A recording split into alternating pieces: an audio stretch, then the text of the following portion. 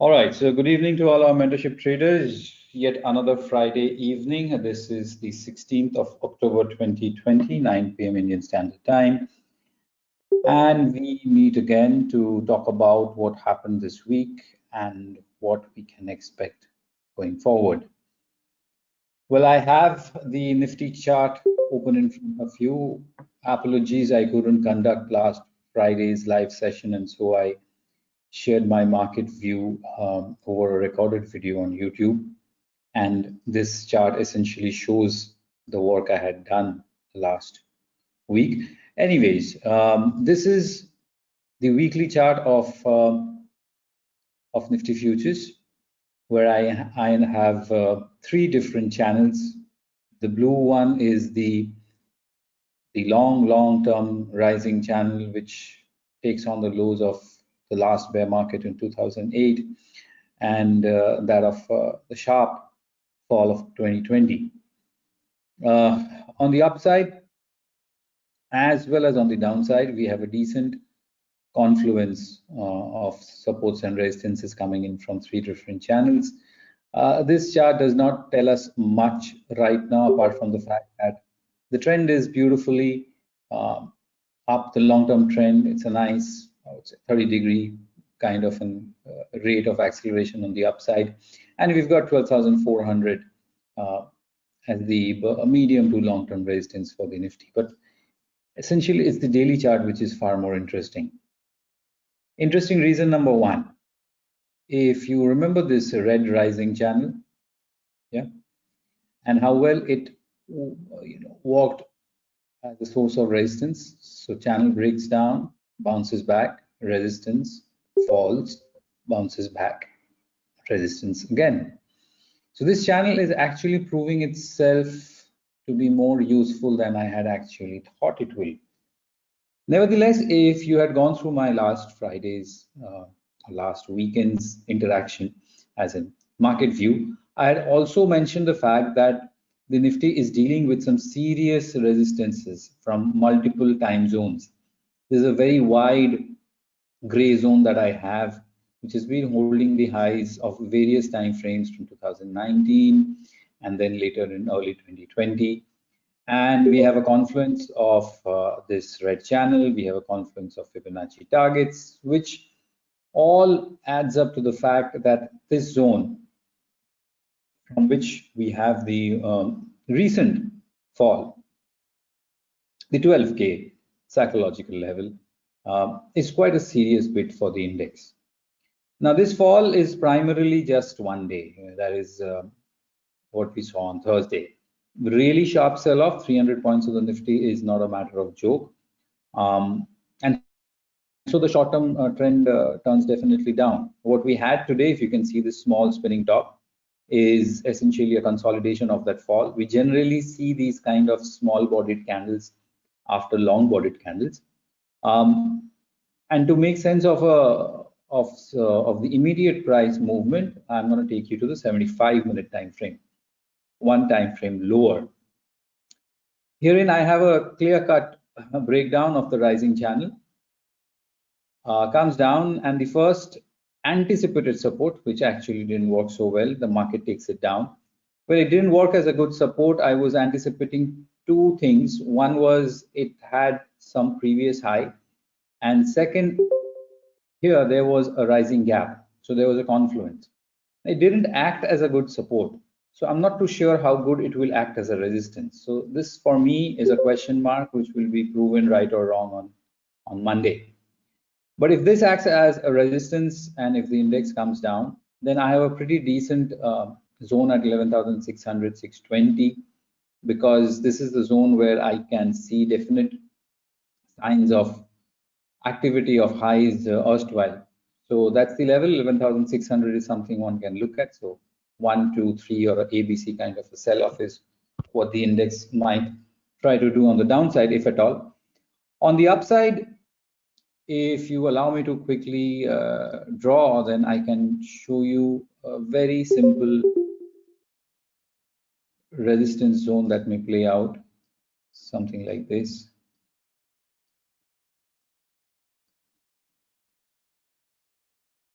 Okay, it's got the magnet mode on, that's why it's behaving like that. Okay, let me stretch it, and something like this, wherein I have essentially taken a look at before this fall, before this major damage happened. This was the earlier lows from which the index tried and bounced back, and some kind of lows over here as well. So the index needs to take out this level for some early sign of some strength.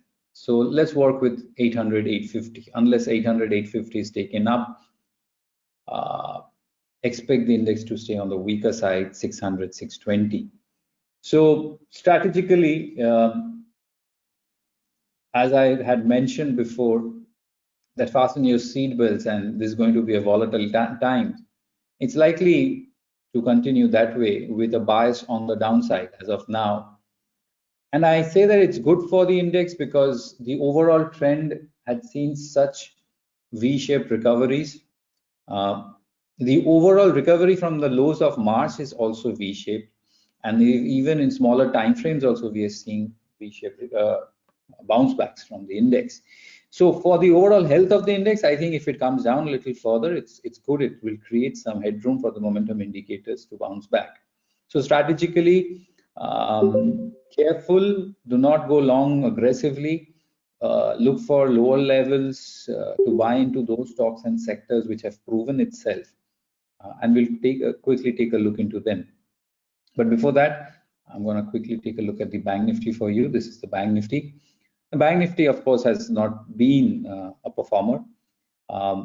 Yes, it had given its swing up and down with the market, but overall, if you look at since the lows of March, it's been underperforming big time.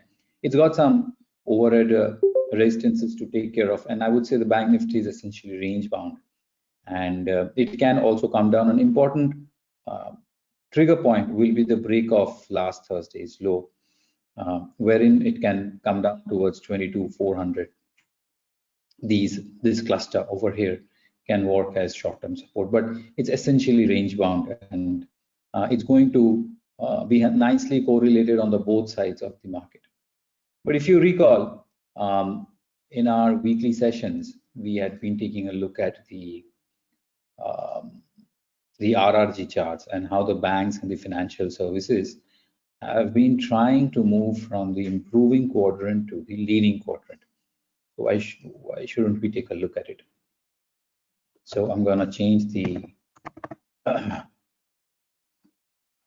index on the base of which we'll do the comparison to Nifty, taking a look at the 1 week behavior of various sectors and sorting them down. We've got the metals, which is up 3%, and for the commodities rest, all negative. Media, you know, it's nothing much except Z and PVR. But then you've got PSU banks, auto, mid, pharma.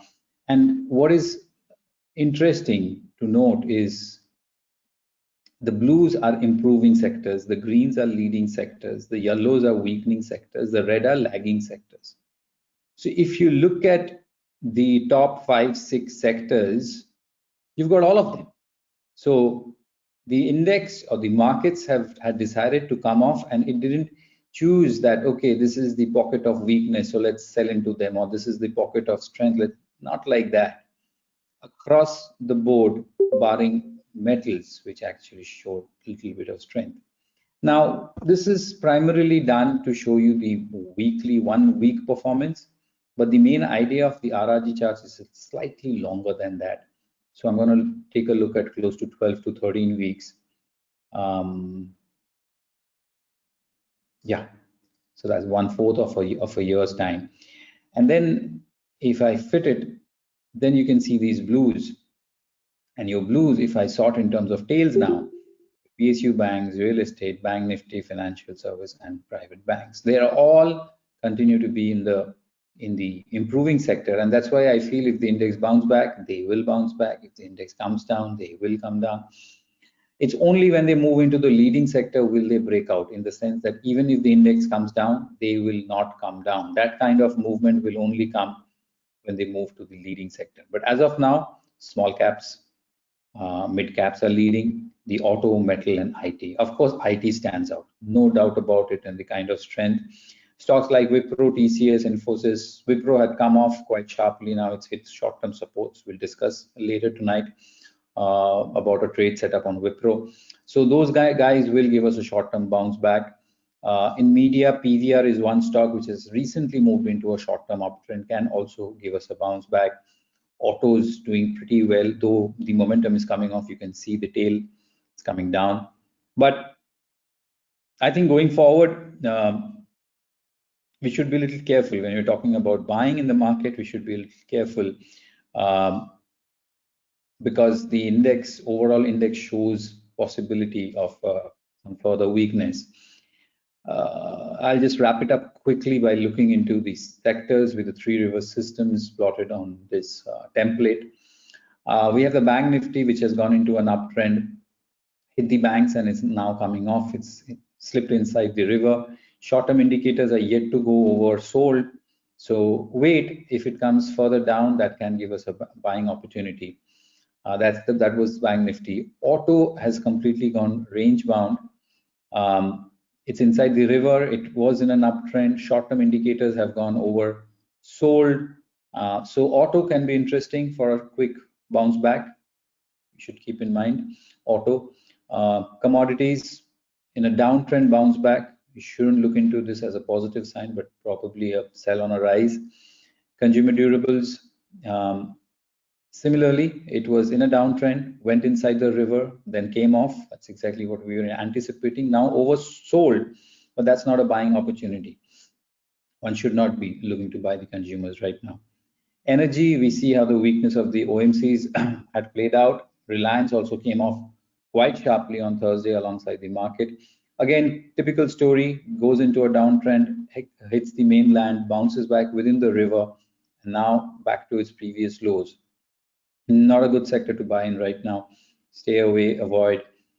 Financial services, on the other hand, looks good, just like Bank Nifty. Now it had gone outside the banks, now entering the river. Same story, Bank Nifty and financial services.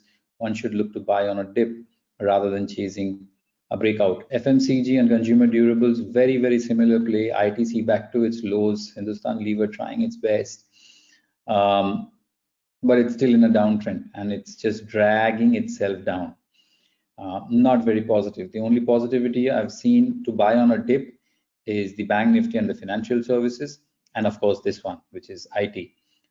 Had gone all the way up to the mainland. Now it is coming inside the river. Stocks like Wipro, charts of Wipro will show the similar kind of a behavior.